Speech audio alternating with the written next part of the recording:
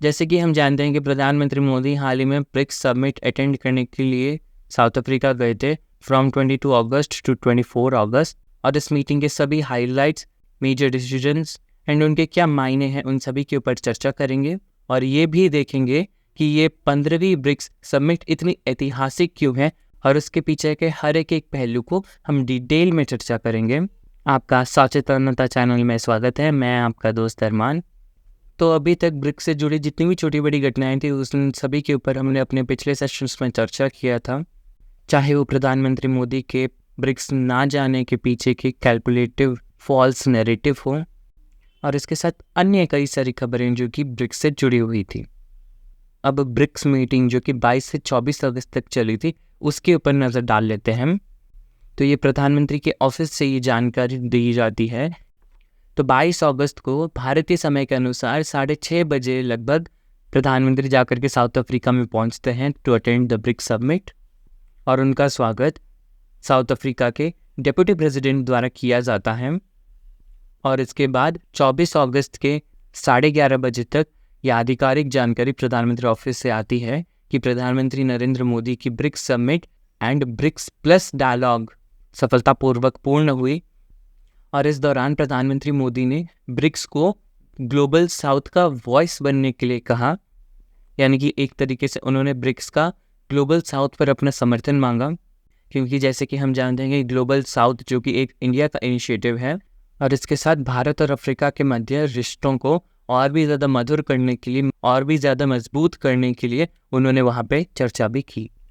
और ये आप देखते हैं तस्वीरों में सभी राष्ट्राध्यक्षों को इन द ब्रिक्स समिट। परंतु रशिया की तरफ से उनके विदेश मंत्री यहाँ पे पहुँचे थे, क्योंकि आईसीसी के द्वारा पुतिन को वांटेड करार देने के बाद वो किसी भी आईसीसी सिग्नेटरी देश में आएंगे तो उन्हें गिरफ्तार कर लिया जाएगा, और साउथ अफ्रीका भी उनमें से एक है। और उसी के चलते रशिया को रिप्रेजेंट करते हुए वहाँ के विदेश मंत्री यहाँ पे पहुँचे हैं।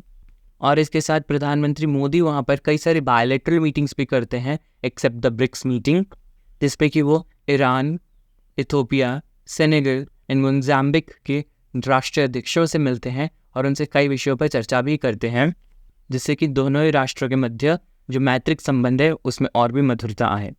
परंतु भारत के प्रधानमंत्री के द्वारा जब इतने सारे अन्य राष्ट्रों के साथ बातचीत की गई तो वहाँ पे मौजूद शी जिनपिंग के साथ, यानी कि चाइना के राष्ट्रपति के साथ क्या कुछ बात हुई है। कोई ऑफिशियल वार्ता तो नहीं, परंतु एक अनऑफिशियल दो टुक बात ज़रूर हुई है इन राष्ट्राध्यक्षों के मध्य। और इसी विषय में जब चाइना से पूछा गया कि किसके द्वारा ये इनिशिएट किया गया था, यानी कि बातचीत किसके द्वारा शुरू की गई थी, तो चाइना का कहना था ये भारत के द्वारा शुरू की गई थी। जबकि भारत से पूछे जाने पर उनका जवाब था कि ये चाइना के द्वारा शुरू की गई थी। परंतु भारत का ये कहना था कि बहुत समय से ही चाइना की तरफ से डिमांड आई थी कि दोनों ही राष्ट्रों के मध्य बातचीत होनी चाहिए। तो उसी कड़ी में इस प्रकार से हम कुछ चलते चलते डिस्कशंस को हम देखते हैं। और इसके बाद प्रधानमंत्री मोदी ने ब्रिक्स बिजनेस फोरम में भी अपनी बातें सबके सामने रखी, जिसमें कि उन्होंने प्रमुखतः भारत में बढ़ती opportunities, businesses and overall economy के विषय में उन्होंने बातें सामने रखी। और इसके साथ भारत के द्वारा चंद्रमा के दक्षिणी छोर पर जो कीर्तिमान स्थापित किया गया है उस विषय में भी उन्होंने बातें साझा की। और ब्रिक्स की इन सभी मीटिंग्स एंड गेट टुगेदर ख़त्म होने के बाद प्रधानमंत्री मोदी ग्रीस पहुंचते हैं। और ऐसा पिछले 40 सालों में पहली बार हो रहा है कि कोई भारतीय प्रधानमंत्री ग्रीस जाके पहुंचे हैं, और इनका स्वागत ग्रीस के फॉरेन अफेयर मिनिस्टर के द्वारा किया गया। इसी कड़ी में प्रधानमंत्री मोदी को ग्रीस की तरफ से Grand Cross of Order of Honour भी दिया जाता है बाय द प्रेसिडेंट। ये निश्चित एक बड़ी घटना हो जाती है, क्योंकि 4 दशकों में पहली बार एक भारतीय प्रधानमंत्री का ग्रीस में जाना और वहाँ जाते ही उन्हें Grand Cross of Order of Honour जैसा एक बड़ा सम्मान से नवाजा जाना। हम वापस अपनी डिस्कशंस को ब्रिक्स के ऊपर लाते हैं। हमें सेशन के स्टार्टिंग में जो चर्चा कर रहे थे कि ब्रिक्स समिट में हुई एक ऐतिहासिक घटना, जो कि अभी तक ब्रिक्स समिट में हो रहे सभी घटनाओं में से सबसे महत्वपूर्ण हो जाती है, that is the BRICS expansion. BRICS में नए देश जोड़े जा चुके हैं जो कि 1 जनवरी 2024 से ऑफिशियल मेंबर बन जाएंगे। और ये घटना इसलिए भी ऐतिहासिक है क्योंकि पहले से ही ऑलरेडी एग्जिस्टिंग मेंबर्स को देखें तो उसमें केवल 5 मेंबर्स थे, और जो नए देश जोड़े गए हैं वो नंबर ऑफ एग्जिस्टिंग मेंबर्स से भी ज़्यादा हैं, जो निश्चित ही एक अभूतपूर्व घटना है। इस इन्फोग्राफिक्स के जरिए हम देखते हैं कि Russia, China, India and Brazil BRICS संगठन से सबसे पहले आकर के जुड़े थे इन द ईयर 2009। भले ही रशिया का लगभग सारा भाग एशिया में आता हो, परंतु उसका बहुत सा भाग यूरोप में भी आता है, और विशेष करके रशिया की कैपिटल मॉस्को भी यूरोप के कॉन्टिनेंट में आती है। तो इसी कारण से कई बार रशिया की यूरोपियन कंट्री भी माना जाता है। इसी कारण से ब्रिक्स में यूरोप से रशिया को माना जाता है, जबकि एशिया से चाइना और इंडिया दोनों आते हैं, और इसके साथ लैटिन अमेरिका में से ब्राज़ील आता है। परंतु ये देखा गया कि अफ्रीका की तरफ से जब किसी का भी रिप्रेजेंटेशन नहीं है, और अफ्रीका में उस समय सबसे मजबूत राष्ट्र, एक बेटर परफॉर्मिंग राष्ट्र साउथ अफ्रीका ही था। इसी कारण से साउथ अफ्रीका को 2010 यानी कि अगले ही साल जोड़ा गया और इस संगठन को ब्रिक्स संगठन बनाया गया। परंतु 2010 के बाद, इतने समय अंतराल के बाद, नए देशों को जोड़ा गया है, जिसमें कि Saudi Arabia, Egypt, Iran, UAE, Ethiopia, Argentina जैसे देश शामिल हैं। और इसके साथ कई अन्य देश भी हैं, जैसे कजाकिस्तान, बेलारूस, इंडोनेशिया, वियतनाम जैसे कई अन्य राष्ट्र भी इस संगठन का भाग बनना चाहते हैं, जो कि नियरली 20 एप्लीकेशंस आई थी, जिसमें से ये कुछ 6 देशों को ही अभी जोड़ा गया है। संभवतः आने वाले सालों में हम अन्य राष्ट्रों को भी इससे जुड़ता हुआ देखेंगे। हमने जैसे कि पिछले सेशंस में चर्चा किया था कि भारत एक्सपेंशन के खिलाफ है और वो एक्सपेंशन नहीं चाहता है। एक्चुअली इंडिया का मानना है कि पहले एक फ्रेमवर्क तैयार कर लिया जाए, एक प्रोसीजर निर्धारित कर लिया जाए, जिसके तहत कि देशों को एंट्री दी जानी चाहिए, ना कि किसी भी देश के द्वारा रैंडमली एप्लीकेशन दे देने पर या आग्रह करने पर उन्हें किसी के भी द्वारा उसमें एंट्री दी जाए, क्योंकि ऐसे रैंडम तरीके से किसी को भी जोड़ देने से ब्रिक्स की क्रेडिबिलिटी गिर सकती है। और भारत इस प्रकार से कभी भी एक्सपेंशन नहीं चाहता था, जिस प्रकार से चाइना केवल अपने पपेट्स को ही ब्रिक्स कंट्रीज़ में लाना चाहता है, क्योंकि भविष्य में अगर ब्रिक्स में किसी भी प्रस्ताव को वोटिंग के ज़रिए पास कराना हो, तो उसमें चाइना अपने प्रस्तावों को पारित करवाने के लिए उसके पास ज़्यादा से ज़्यादा देशों का मत हो, वही चाहता था। और कई मायनों में जो कंट्रीज़ जुड़े हैं वो चाइना के बहुत ही सपोर्टिव रहे हैं। हम हर एक नए सदस्य देशों के विषय में चर्चा करेंगे कि वो भारत और चाइना के परिप्रेक्ष्य में कैसे हैं, ताकि हम ये समझ पाए कि ये जो नए देश जुड़े हैं ये भारत के लिए आगे चल कर के मुसीबत तो नहीं बनेंगे ना। सबसे पहले हम देखते हैं कि ईरान। इंडिया की एक्सटेंडेड नेबरहुड पॉलिसी के तहत इंडिया और ईरान के रिलेशंस निश्चित ही अच्छे रहे हैं। इसमें भारत का चाबार पोर्ट जैसे इंफ्रास्ट्रक्चरल प्रोजेक्ट में इन्वेस्ट करना हो इन ईरान, एंड ईरान के द्वारा अफगानिस्तान एंड सेंट्रल एशिया की तरफ भारत को कनेक्टिविटी देना हो थ्रू चाबार पोर्ट। और इसके साथ भारत जो आर्मीनिया को वेपन सप्लाई करता है ऑन आर्मीनियाज डिमांड, तो वो भी ईरान के रास्ते ही आर्मीनिया जा कर के पहुँचते हैं, जिन चीज़ों पर कि ईरान हमेशा सपोर्टिव रहा है। और इसके साथ जब रशिया के द्वारा भी कुछ ऑयल देने में ऑयल के डिस्काउंट्स जब कम कर दिए गए थे, और अन्य घटनाएं जो क्रूड ऑयल के रिलेटेड सामने आई थी, और उसके बाद इंडिया जो अपने नए पार्टनर्स को तलाश रहा था, तो उसमें ईरान भी सामने आया था, जिसमें कि वो कुछ ऑयल पेमेंट्स को रुपये में लेने के लिए भी राज़ी हुआ था। इसके साथ वो 90 डेज़ का टाइम दे रहा था फॉर द पेमेंट। नॉर्मली जो पेमेंट का टाइम दिया जाता है दैट इज़ 60 डेज, परंतु उससे भी इतना बढ़ा करके भारत के लिए ईरान सहूलतें दे रहा था, जिससे ये निश्चिंत ही पता चलता है कि भारत और ईरान के मध्य अच्छे संबंध हैं। परंतु इंडिया बड़े स्तर पर ईरान के साथ पार्टनरशिप नहीं कर पाता है। इसके पीछे का कारण है यूएस सैंक्शंस जो कि ईरान के ऊपर लगाए गए हैं, जिस कारण से कि इंडिया निश्चिंत ही थोड़ा सा ईरान से दूर हो गया है। वाइल चाइना के रिलेशंस बहुत ही स्टेबल रहे हैं और कई मायनों में ईरान चाइना का अलाई दिखता है, परंतु फिर भी ईरान के लिए इंडिया एंड चाइना दोनों ही इम्पॉर्टेंट कंट्रीज़ हैं। बट ईरान रशिया के साथ पूरी तरह अलाइंड है, फुल सपोर्टिव है। With this Russia China and Iran China relations मजबूत होने के चलते ये ईरान रशिया चाइना की ट्राइलेटरल ग्रुपिंग भी मजबूत हो जाती है, क्योंकि ये आइडियोलॉजिकली भी बहुत सिमिलर हैं। ऑल्सो ये एंटी अमेरिकन स्टैंस रखते हैं, और इन जैसे कई कारणों से इनकी ट्रायो ग्रुप स्ट्रांग हो जाती हैं। परंतु इनके सामने इंडिया और ईरान के बायलैटरल रिलेशंस फीके पड़ जाते हैं। जबकि ब्रिक्स में अब रशिया, ईरान और चाइना तीनों ही रहेंगे तो उनकी एक अलग ही जुगलबंदी दिखेगी। इसके बाद अगले देश सऊदी अरेबिया की अगर हम बात करें तो रिसेंट ईयर्स में सऊदी अरेबिया का चाइना और इंडिया दोनों के साथ ही रिलेशंस में मजबूती आई है, परंतु चाइना के साथ बहुत ही मजबूत हुए हैं relations. Also China and Saudi के मध्य एक डील भी हुई थी which says they will not raise issues of others internal matter, जिससे कि सऊदी को ज़्यादा फ़ायदा नहीं है बल्कि चाइना को इनॉर्मस बेनिफिट है, एज सऊदी जो कि मुस्लिम वर्ल्ड को, अरब वर्ल्ड को डोमिनेट करता है, तो वो कभी भी चाइना के इंटरनल मैटर ऑफ वीकर मुस्लिम का मुद्दा नहीं उठा पाएगा, जिससे कि इंटरनेशनली चाइना की इमेज डिफेम नहीं होगी। भले ही इंडिया सऊदी बायलैटरल रिलेशंस अच्छे हैं, परंतु इन सभी कारणों के चलते चाइना और सऊदी के बायलैटरल रिलेशंस ही नहीं, इंटरनेशनल रिलेशन भी स्ट्रांग है। ऑल्सो चाइना के द्वारा हाल ही में गल्फ में शांति लाई गई थी by making piece between Iran and Saudi Arabia, जिससे कि चाइना का गल्फ में दबदबा बढ़ा है। इसका प्रमाण हाल ही के यूएसए एंड चाइना के प्रेसिडेंट के दौरे में सऊदी के द्वारा वेलकम प्रोसीजर में फ़र्क को देखा जा सकता है, जिसमें कि बाइडन को सिर्फ मुक्का मार करके आमंत्रित किया गया, परंतु शी जिनपिंग को एयरफोर्स के साथ घोड़ों के साथ विशेष अतिथि का सम्मान देते हुए शी जिनपिंग का भव्य वेलकम किया, जो कि शायद ही कभी सऊदी ने किया था। अब इसके बाद यूएई को अगर हम देखें, भारत के रिलेशन यूएई के साथ निश्चित ही मजबूत रिलेशंस हैं। Also people's connect and cultural connect भी दोनों राष्ट्रों के मध्य हैं। इसके साथ I2U2 जैसे संगठनों में ये दोनों देश साथ आते हैं in this multilateral grouping.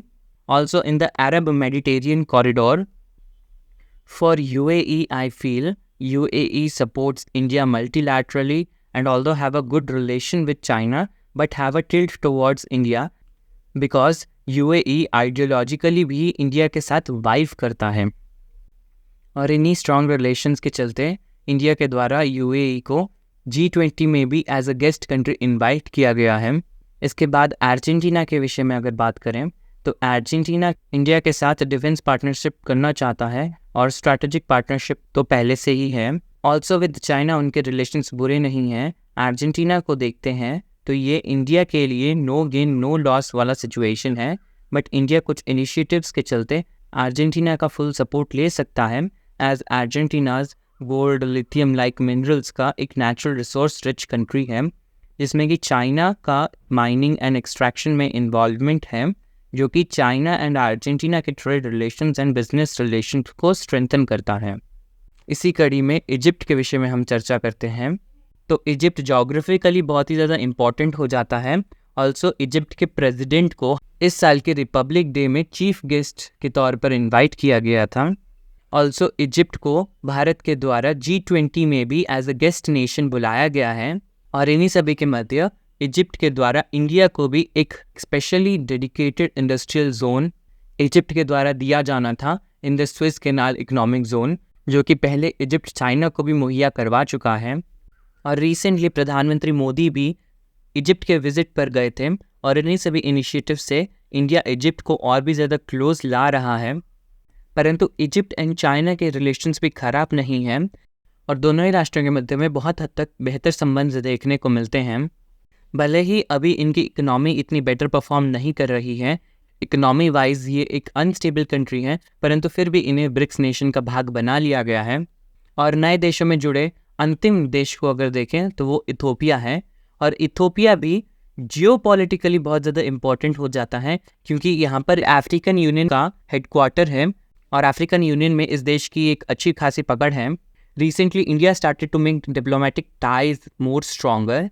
Also China के भी करीब है ये देश, परंतु इंडिया इथोपिया में भी अपनी प्रेजेंस बढ़ा रहा है, जिससे कि वो चाइना से भी बेटर पार्टनर इथोपिया का बन सके। तो ये था वो detailed analysis of the newly joined countries in BRICS, जिससे कि हमने ये देखा कि इन सभी देशों का ब्रिक्स संगठन में जुड़ने से भारत के लिए फ़ायदेमंद है या नहीं, या फिर कम से कम एक नुकसानदायक स्थिति में ना हो। अब अगर ब्रिक्स के पोटेंशियल को अगर देखें तो ब्रिक्स GDP के मायने में पूरे विश्व भर का लगभग 30% ऑफ द टोटल GDP संभालता है। तो जहाँ पर भी इंडिया और चाइना जैसे देश एक साथ आ जाते हैं तो वो ग्रुप जीडीपी के टर्म्स में एंड पॉपुलेशन के टर्म्स में निश्चित ही एक बड़ा बन जाता है। ऑल्सो जब रशिया भी इन दोनों देश के साथ किसी भी एक संगठन में होता है तो एरिया के टर्म्स में भी वो पूरी ग्रुपिंग बड़ी हो जाती है, क्योंकि जीडीपी, एरिया एंड पॉपुलेशन के मामले में ये तीनों देश बड़े देश हैं। जैसे कि हम इकोनॉमी वाइज देखा, पहले से जितने 5 देश इस संगठन के भाग थे उनमें से केवल साउथ अफ्रीका ही था जिसकी इकोनॉमी बिलियन डॉलर्स में नापी जाती है, क्योंकि उसकी इकोनॉमी रिलेटिवली छोटी है, वेराज बाकी चारों देशों की इकोनॉमी ट्रिलियन डॉलर इकोनॉमीज़ हैं। एंड जैसे कि इन सभी नए देशों के जुड़ जाने के बाद ये nearly 30% of the total world's economy nearly 30 trillion dollar की बन चुकी है। ऑल्सो पॉपुलेशन वाइज भी ये बहुत बड़ा हो चुका है, जैसे कि 46% of the total world's population and nearly 3.7 billion लोग इन्हीं देशों में समाये हुए हैं। ऑल्सो ऑयल प्रोडक्शन भी 40,000 बैरल पर डे से भी ज़्यादा इन देशों के द्वारा प्रोड्यूस किया जाता है, जो कि नियरली 43% है। और एक्सपोर्ट्स में भी इन सभी देशों के द्वारा 6,000 बिलियन डॉलर से भी ज़्यादा का एक्सपोर्ट किया जाता है, जो कि nearly 1/4 that is 25% of the total global export है। इसी के साथ G7 ग्रुपिंग से ब्रिक्स की ग्रुपिंग की अगर तुलना की जाए तो परचेजिंग पावर पैरिटी में ब्रिक्स इन सभी देशों से थोड़ा ज़्यादा वेटेज रखता है। परंतु G7 की बात करें जिनमें कि टॉप इकोनॉमीज आती हैं, जिनमें कि बहुत सी चीज़ें कॉमन हैं, जैसे कि वो सभी देश नेटो अलायंस का भी पार्ट है, कल्चरली भी वो बहुत सिमिलर हैं और उनमें होमोजेनिटी है, जिससे कि वो लगभग एक मत होकर के सभी कार्य करते हैं। परंतु ब्रिक्स की बात करें तो वो कल्चरली बहुत ही ज़्यादा डिफरेंट है, एक हेट्रोजीनियस ग्रुप है। ऑल्सो इसके साथ SCO जैसे अन्य रीजनल संगठनों में भी रशिया, इंडिया, चाइना जैसे देश पहले से ही एक साथ काम करते आए हैं, परंतु इनके कोलैबोरेटिव एफर्ट्स में अभी भी एक ज़मीन आसमान का फ़र्क है। इकोनॉमिकली कंबाइंड अगर देखें तो निश्चित ही ये संगठन बहुत बड़ा हो जाता है, परंतु देशों के मध्य आपसी बॉन्डिंग मिसिंग है, जो कि इस ग्रुपिंग को आइडियोलॉजिकली ज़्यादा स्ट्रॉन्ग नहीं बनाता है।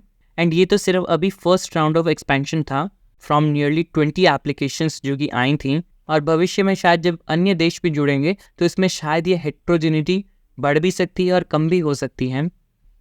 और ब्रिक्स से जुड़ी खबरों में सबसे अहम खबर यानी कि ब्रिक्स करेंसी की अगर हम बात करें तो इस समिट में निश्चित ही ब्रिक्स करेंसी को लाने के ऊपर कोई भी आम सहमति नहीं बनी है, परंतु ये देखना महत्वपूर्ण हो जाता है कि ब्रिक्स में ये जो नए देश जुड़े हैं तो उनकी वजह से ब्रिक्स की करेंसी बहुत ज़्यादा स्ट्रॉन्ग बन जाएगी। ऐसा मैं इसीलिए कह रहा हूँ क्योंकि the BRICS currency will be backed by natural resources and highly important minerals, जैसे कि Saudi Arabia, Iran, UAE crude oil जैसे इंपॉर्टेंट रिसोर्स को संभालते हैं। और जैसे कि पहले पेट्रो डॉलर के कॉन्सेप्ट से डॉलर बूस्ट हुआ था, इन द फ्यूचर अगर पेट्रो ब्रिक्स करेंसी आती है तो वो निश्चित ही ब्रिक्स करेंसी को बूस्ट करेगी and also internationalisation of BRICS currency भी हो सकती है, जो कि ब्रिक्स करेंसी को पूरे विश्व के परिप्रेक्ष्य में बहुत ही ज़्यादा महत्वपूर्ण करेंसी बन जाएगी। ऑल्सो अर्जेंटीना की बात कर रहे हैं, it is rich in lithium, gold and silver like minerals, जो कि इस करेंसी की एक मिनरल बेस्ड बैकिंग भी करता है। और इसके साथ इजिप्ट एंड इथियोपिया की बात करें तो वो जोग्राफिकली एंड जियोपॉलिटिकली भी बहुत ज़्यादा इंपॉर्टेंट है, जैसे कि हमने इसी सेशन में कुछ समय पहले चर्चा किया।